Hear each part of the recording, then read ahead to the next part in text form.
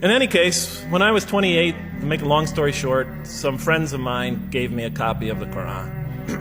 And one night I was sitting in Diamond Heights, my apartment in Diamond Heights in San Francisco. I was working that time at the University of San Francisco. I was 27, 28 at that time, I can't remember. And I ran out of stuff to read, and I took this gift that my friends gave me and I began to read it. And I came to the first verse. Well, I opened the Quran, read the first page, then the second, and then very quickly, in the second surah, about 37 verses into the Quran, I came upon the story of mankind. And I have to admit, I read through it very quickly. It was about 9-10 verses long, story of the first man and woman. And I recognized some of the details. It was similar to what I had learned when I was a child, but I noticed that there was something wrong. It was apparent to me that whoever authored this Quran, of course I wasn't a Muslim at the time, so I didn't have any idea who that was, whoever authored this Quran clearly did not understand the real meaning of the story. Because they had obviously gotten the details confused. They didn't even understand the whole purpose of the story. And so I just read through it once, and then I read through it again, just to try to see what kind of point the author was making, and then I read through it a third time and a fourth, and then I realized this is something strange going on here. I'm going to read this much more carefully. I'm going to need to go through this story line by line, verse by verse, because it's obvious that the author is trying to bring out another point.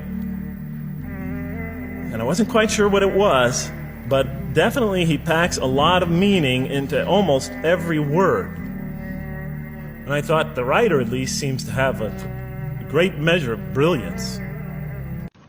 Now, what does the Quran tell us about God? You have to realize I'm just about through with the Quran here, my first time reading it. And now I was really caught. I searched my head. What does the Quran tell us about God? It tells us nothing could be compared to him. That he's outside anything that we may compare to. That our definitions do not encompass him. That our reason cannot comprehend him. That he is transcendent and we are finite. That he is immortal. He transcends time and space, and we are bound by it. That he is immortal, we are mortal. He is uncorporeal, we are corporeal. That we have no way of comparing ourselves to him. Nothing could be compared to him. I thought, oh my God, I'm so close and yet so far. Because I'll never understand the essential link between us and God and why these three things fit into place. Because the Quran tells us that we could never really quite understand God.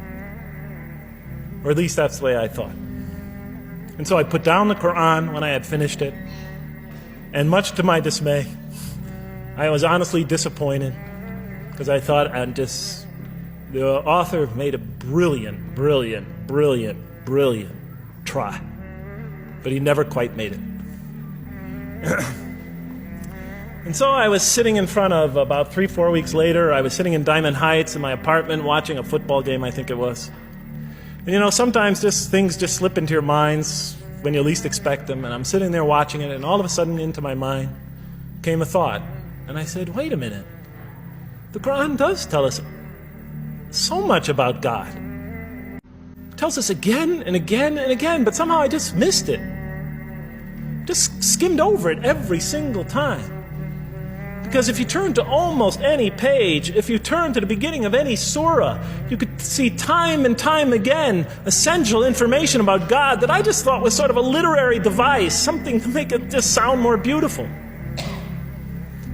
Because if you turn to the beginning of any surah, you'll see the words Bismillahir Rahmanir Rahim, in the name of God, the most merciful, the most compassionate. If you read almost any passage, long passage, when you come to the end of it, it's punctuated by dual attributive statements like God is the merciful, the compassionate, God is the forgiving, the gentle, God is the kind, the protector, God is the generous, the truthful, God is, and so forth and so on. There are tens of thousands of such references in the statements in the Quran.